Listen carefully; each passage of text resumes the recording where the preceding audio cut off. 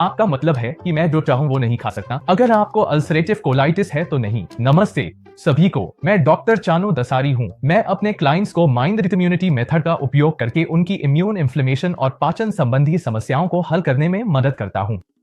इस clinical approach ने हजारों मरीजों को उनके लक्षणों से राहत दिलाई है, कुछ को तो सिर्फ 6 हफ्तों में ही, बिना किसी जटिल या महंगे इलाज की जरूरत के।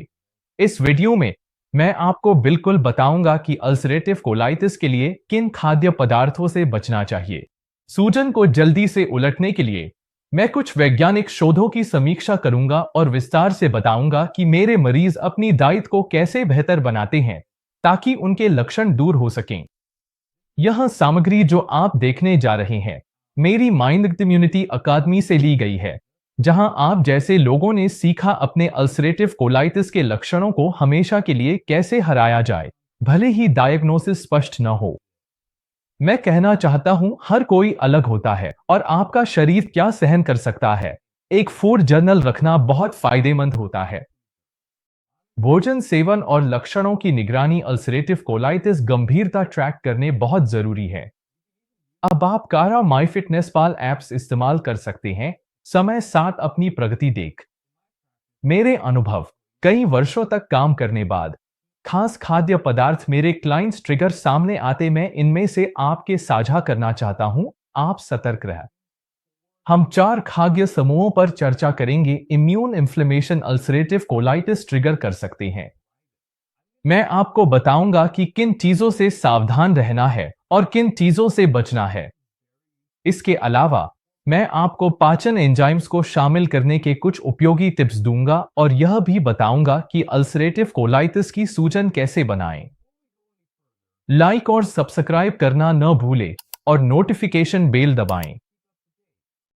यह वीडियो उन लोगों के लिए है जो अल्सरेटिव कोलाइटिस के लक्षणों को हमेशा के लिए ठीक करना चाहते हैं। यह ऐसी उपयोगी जानकारी है जो शायद आपको कहीं और नहीं मिलेगी। अल्सरेटिव कोलाइटिस में समस्या पैदा करने वाले खाद्य पदार्थों पर चलते हैं। जो सबसे बड़ी गलती मैं लोगों में देखता हूं वह यह है कि वे सोचते हैं कि वे कुछ भी खा सकते हैं और उम्मीद करते हैं कि उनकी अल्सरेटिव कोलाइटिस के लक्षण अपने आप ठीक हो जाएंगे, लेकिन अक्सर ऐसा बिल्कुल नहीं होता। आमतौर पर कोई ना कोई खाना होता है जो इम्यून रिस्पॉन्स को ट्रिगर करता है और फिर वही खाना लंबे समय तक बार बार समस्या पैदा करता है। इसीलिए यह बहुत जरूरी है कि आप एक फूड डायरी रखें और उसे नियमित रूप से देखें कि कहीं कुछ गलत तो नहीं हो रहा। अगर आप बस ध्यान दें तो आप देखेंगे कि कितनी सारी समस्याएं आसानी से टाली जा सकती हैं। और आप सोच रहे होंगे तो अल्सरेटिव कोलाइटिस के लिए ये समस्या पैदा करने वाले कुछ खाने कौन से हैं? जैसा कि मैंने पहले कहा, हर किसी का शरीर अलग होता है, लेकिन कुछ साल पहले के इस रिसर्च आर्टिकल में दिखाया गया है कि बदला हुआ आंतों का वातावरण अल्सरेटिव कोलाइटिस में देखी जाने वाली सूजन से बहुत करीब से जुड़ा हुआ है। अब आपको यह जानकर हैरानी नहीं होनी चाहिए, क्योंकि आपकी इम्यून सिस्टम का लगभग 70 से 80% हिस्सा आपकी आंतों में होता है। जब आपको अल्सरेटिव कोलाइटिस जैसी कोई इम्यून बीमारी होती है तो आपको देखना चाहिए आपकी आंतों में क्या गड़बड़ है। कुछ खाने जब वे सही से नहीं पचते तो वे इम्यून सिस्टम की तेज प्रतिक्रिया को ट्रिगर कर सकते हैं। अक्सर सूजन आंतों में ही शुरू होती है। सूजन ठीक करने के लिए आपको आंतों ठीक करना जरूरी है। अल्सरेटिव कोलाइटिस के लिए अपनी आंतों को ठीक करने और जल्दी परिणाम पाने के लिए मैंने एक फ्री ट्रेनिंग तैयार की है। इसमें मैं आपको वे खास रणनीतियां बताता हूं जिनसे मेरे क्लाइंट्स ने 6 हफ्तों के भीतर स्वस्थ सफलता पाई है। आप इसे वीडियो के नीचे दिए गए लिंक पर देख सकते हैं। यह लिंक आपको एक पेज पर ले जाएगा जहां आप अपनी ईमेल डालकर अल्सरेटिव कोलाइटिस को उलटने के लिए फ्री ट्रेनिंग प्राप्त कर सकते हैं।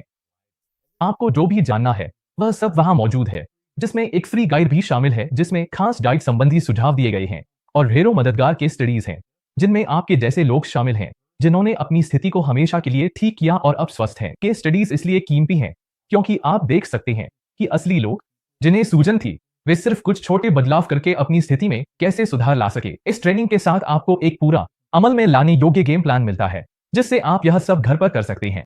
बस पेज के ऊपर अपनी ईमेल डालें और शुरू करें। अब आइए जानते हैं कि किन खाद्य पदार्थों से बचना चाहिए। मैंने यह वीडियो पहले रिकॉर्ड किया था और इसमें बताया गया है कि कैसे इम्यून सिस्टम कुछ जटिल प्रोटीनों से ट्रिगर हो सकता है।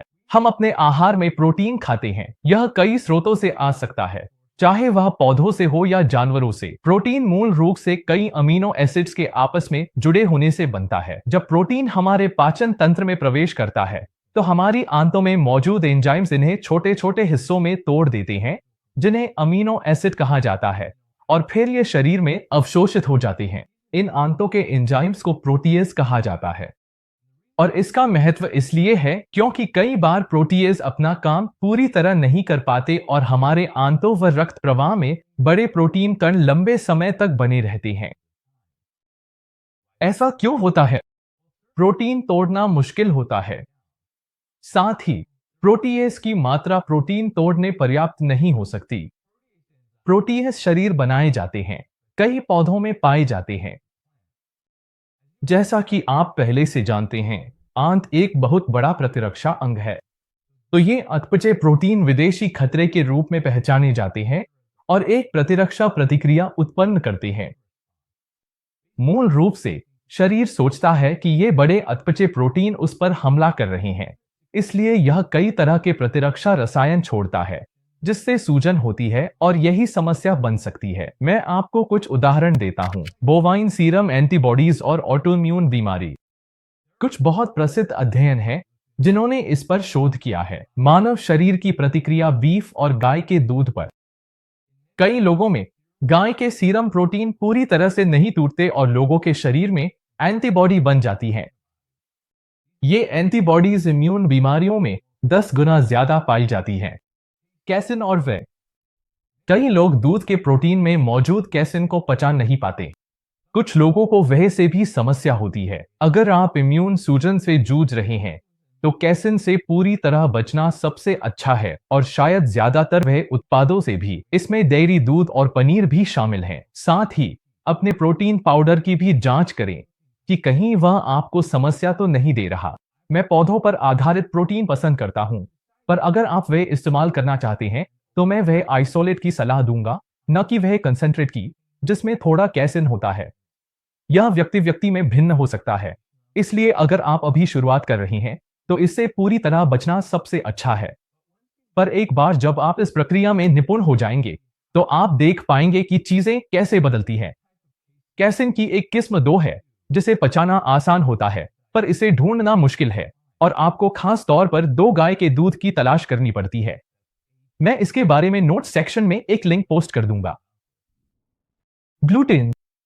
यह बहुत मशहूर है क्योंकि अनुमान है कि लगभग 1/3 आबादी को इससे समस्या होती है, और मुझे लगता है कि यह एक बहुकारक समस्या हो सकती है। मैं इस विषय पर लिखे लेख का लिंक पोस्ट कर दूंगा, लेकिन संक्षेप में मैं ज्यादातर लोगों को सलाह देता हूं वे ग्लूटेन युक्त उत्पादों के संपर्क को सीमित रखें। इसमें गेहूं के आटे से बनी कोई भी चीज शामिल है। अंडे का प्रोटीन। यह थोड़ा मुश्किल है क्योंकि बहुत से लोग जो मांस खाना छोड़ देते हैं वे प्रोटीन के स्रोत के रूप में अंडों पर निर्भर हो जाते हैं। कुछ पोषण विशेषज्ञ मुझसे इस पर असहमत हो सकते हैं, और मैं एक बार फिर इस विषय को स्पष्ट करने के लिए एक लिंक पोस्ट कर दूंगा क्योंकि इस पर बहुत सारी गलत जानकारी फैली हुई है। कई अध्ययनों से प्राप्त डेटा कि अंडे का प्रोटीन शरीर में एक मजबूत प्रतिरक्षा प्रतिक्रिया को ट्रिगर कर सकता है। प्रतिरक्षा सूजन विकार है, लेकिन यह हर व्यक्ति में नहीं होता। मेरा सुझाव है कि इसे कुछ महीनों के लिए या थोड़े समय के लिए बंद कर दें ताकि देख सके कि इससे समग्र रूप से कोई फर्क पड़ता है या नहीं। अन्य का सफेद भाग कभी कभी सही समय आने पर फिर से आहार में शामिल किया जा सकता है। और मैं स्पष्ट करना चाहता हूं, मैं यह नहीं कह रहा कि ये खाद्य पदार्थ खराब हैं। मैं जो कहना चाहता हूं वह यह है कि जब आप शरीर में सूजन को कम करने की कोशिश कर रही हैं और आप इसे बहुत जल्दी करना चाहते हैं, तो सबसे अच्छा तरीका है कि इन प्रकार के प्रोटीन को अल्पकालिक रूप से अपने आहार में सीमित करें। यह भी बहुत महत्वपूर्ण है कि आप अपने सबसे बड़े भोजन के साथ प्रोटीज एंजाइम सप्लीमेंट लेने पर विचार करें। आप प्रोटीज पौधों के स्रोतों से भी प्राप्त कर सकते हैं। यहाँ उन खाद्य पदार्थों की सूची है जिनमें प्रोटीज पाया जाता है। अंकुरित अनाज और माइक्रोग्रीन्स में शायद इसकी सबसे अधिक मात्रा होती है। अन्य में शतावरी, कुट्टू, जापानी पगोडा, एवोकाडो, पपीता, अनानास, खीरा, लहसुन, नारियल, अलसी, स्पाइरुलिना, अंजीर, क्लोरेला, अदरक की जड़ और एलोवेरा शामिल हैं। पौधों में ऐसे एंजाइम होते हैं जो प्रोटीन को तोड़ने में मदद करते हैं। बड़े अपचित प्रोटीन